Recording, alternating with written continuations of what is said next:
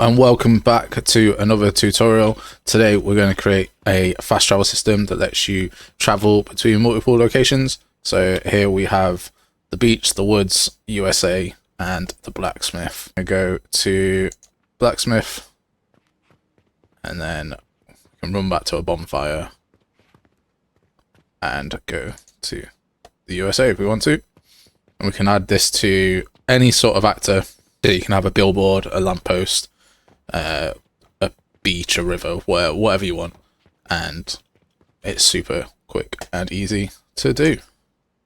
So here's the challenge. If you learned something, if this was quick and easy for you, like I said, drop a like, drop a comment, drop a subscription, let me know. Okay, first things first, what we're going to need is a blueprint class, which is a actor component. I'm going to call this BPC fast travel. Now this will form the main basis of our system. We can stick this on any actor and we'll be able to fast travel to it. Super simple, super easy. So we're going to need some variables. We're going to need the actor that we are storing, and we need, so that's going to be our fast travel points. And this needs to be an array. Then we're going to need the name of the place that we're going. And this needs to be a single value, so up here. And this is going to be the name. And then we need the transform. And that's the location. And both of these need to be instance editable and exposed on spawn. So we're going to store a list of our actors in this array, and each of them are going to have a name and a location, and then we're going to display the name and transport to the location. Sounds super simple, because in theory it is. So we're going to add a new function. We're going to call that add to fast travel list, an original function, and then we're going to add some inputs. And the input that we're going to add is actor, and we're going to make that an object reference. I'm just going to call that actor to add. There we go. And we're going to check if our fast travel points contains an item. Check if it contains actors to add. Do a branch here. And if it does not, then we are going to add it. And we're going to do add unique. So this is a little bit belts and braces, because add unique will only add fast travel points of the name that aren't already in there.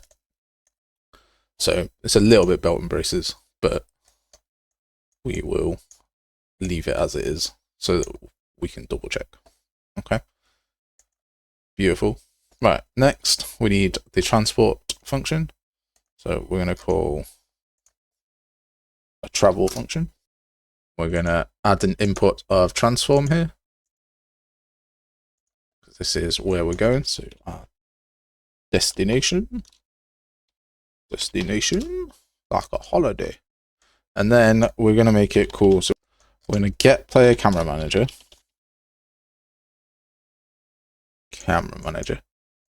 And we're going to start camera fade. There we go. And we are going to do 2 alpha of 1 over a duration of 2. We're going to click hold when finished. So it's going to fade to black over a 2-second duration. It's going to hold it when it's finished. Then we're going to set actor transform. Set actor transform, like that. And the target will be the component owner, so get owner. And we're going to shove the destination into the new transform, Dodoy. Then we're going to grab this start camera fade, Control D to duplicate it, connect that up after set actor transform, and in the from alpha, we're going to go from 1. In the 2, we're going to change that back to 0. And the duration, we're going to make 2 seconds again. We might make the duration 1 second and make it a bit snappier. There we go. So that's our actor component all set up. Super easy. We've got all the values that we need. So if we come to our characters in blueprints, sandbox character, we're going to add the fast travel component like that. And then we're going to just create a very basic interaction system. So right click, type in keyboard event, get a keyboard event. I'm just going to put mine on 1. This is not an interaction system tutorial, so this is going to be super basic. We're going to spear trace by channel. We're going to get actor location and shove that into the start and the end. And the radius is going to be 50. We're going to block visibility channel. We're going to ignore self. From branch, we're going to get, so from return value, we're going to get a branch. And from out hit, we are going to break the hit result like that. And then hit actor, just going to create a blueprint interface BPI. So call that BPI interact. Open that up, call that interact. You can have a generic one for interact. I'm just going to call it interact fast travel in case I've already got an interact one set up. And then from hit actor, we're going to call interact fast travel message and call that to be true. Super basic of a interaction system. So now we are done in our player. Right click, create a blueprint class, call it actor, call it BP bonfire. Open that up. Let's add a static mesh. And let's go to the class settings and add the interact thing that we just added, BPI interact. See, I knew I had 2. Yep, that's the right one. And in our event graph, interact fast travel, double click it to make this event here. And then click add and type in BPC fast travel like that. And then we need to just go back to our interact event because we need to add an input of an actor.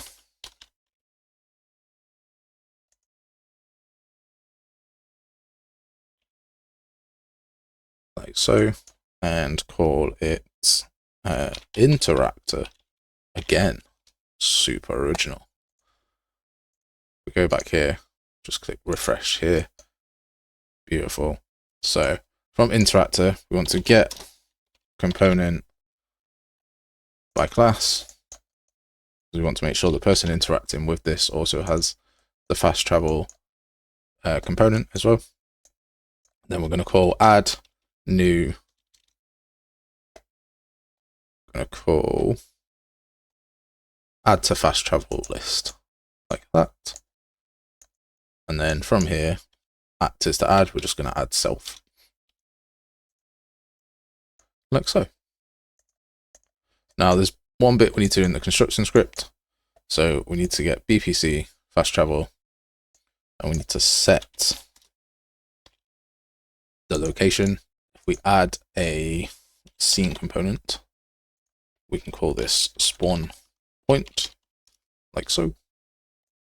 And then we can transform and plug that into there. Excellent. So if we go to the static mesh, we can set that to be a static mesh that we want. We can choose a cube, just like so. And then pull out the static mesh, just like that. And then sticking in the bonfire, we need to create a widget and we need to add to viewport and we need to get player controller show mouse cursor. So set show mouse cursor, which is yes. So drag from player controller, set input mode, gaming UI, drag this off to the widget to focus, and that is it. So we actually need a widget. So we're going to we need two widgets, actually. We need the widget blueprint that's going to hold all our stuff. WP fast travel container. And then we need another widget, so Control D. We'll call this WDBP fast travel slots. And we'll do the container one first. So we're just going to get a canvas panel here. We're going to make this a scroll box rather than a uniform box. Scroll box, which is much better.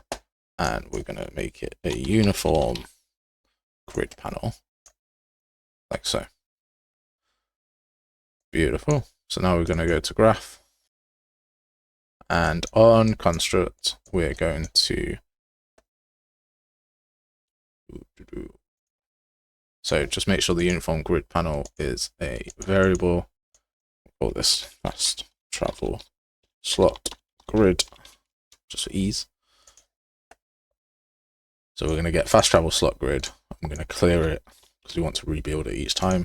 So we're just going to clear the children. We're just going to make a new variable of an integer so that we can put it on different rows. So that's the row count. We'll set that to 0 just to make sure. And then we're going to get owning player pawn,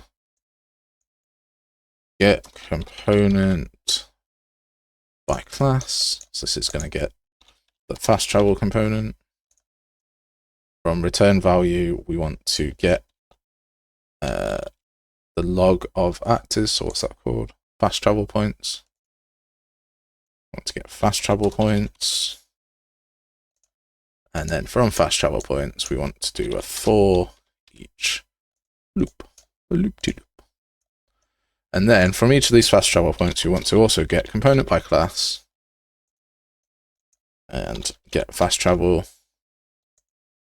And then from there, we want to get name and location. So get name, get location. And then from this loop body, we're going to create a widget. This will be the slot that we've not set up yet. And we're going to add to, we're going to get this fast travel slot grid. We're going to add to uniform grid, add child to uniform grid. And the content will be the return value, and the row count will be in the row. And then after the row count happens, so after the child uniform grid, we're going to get row count, do a plus to add the next one. So it goes underneath it. So if we click on this little magnifying glass, we'll go to fast travel slots. I need to open that up. And we're just going to get a button and some text. Like so. Text needs to be a variable. So we'll call this location name. We need to make a new variable of name. Just call it location, because we're using location name already. And this one needs to be instance editable and expose on spawn. So select it, instance editable, expose on spawn. And then on event construct, we're going to get location name. From location name, type in set text. And we're just going to put location into location name in the in-text part. And then we will do, on this button, scroll down to get onClicked, get player owning, get owning player pawn, and we can get component by class again, get fast travel, and we can call the function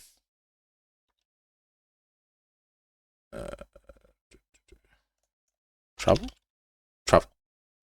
And if we promote this destination to a variable, promote to variable, and we expose that on spawn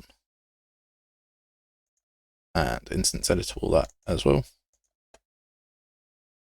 and go back to the fast travel container, we right click the create fast travel slots, feed in name and destination to our name and location, widgets, remove all widgets, and we're going to add our fast travel container, like so.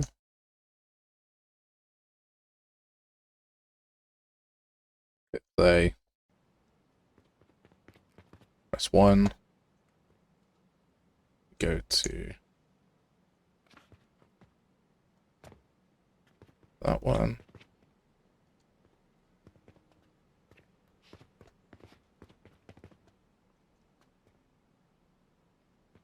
and now we've got A and B and fast travel between them, so, and we just need to adjust the spawn point. So go to bonfire, get the spawn point where it says this, move that out of the way, and right click, play from here.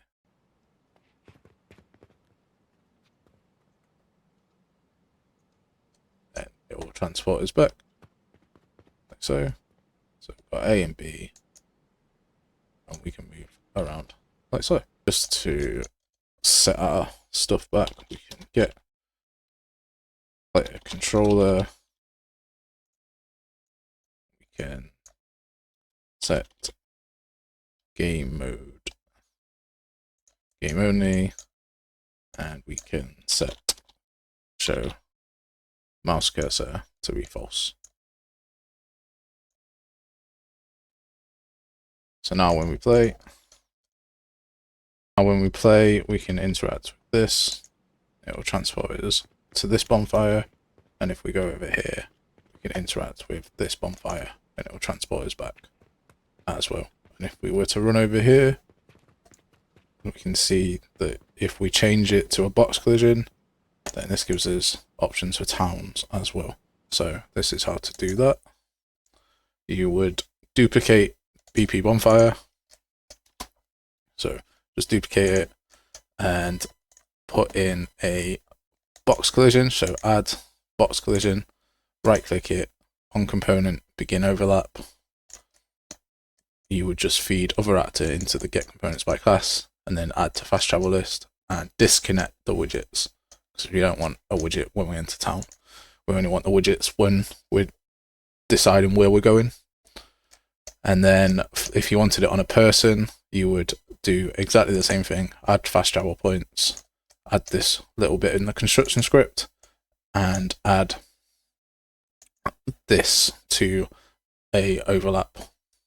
And then whatever person you have out in the world, you can just say I want to travel there. So if we created a new person, I'll show you very quickly, blueprint class character test BP, just going to chuck them out there, go to details, we'll open them up, go to add, we'll add fast travel and a box collision.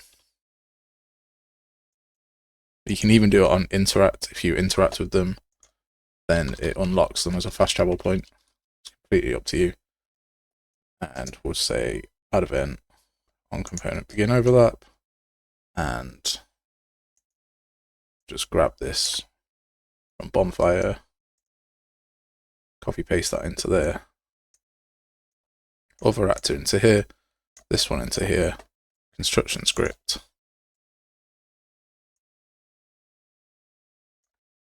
grab this, put that in here, add a scene component here, put that in there, that's our spawn point, and just pull that out as well. And then just for sanity's sake, we're just going to add a character to it. There's our character. And then in the world, it's going to run. We're just going to run past our character. There we go. That's activated that to our bonfire. Then we'll transport back to our character. And that's it. Simple. Super easy.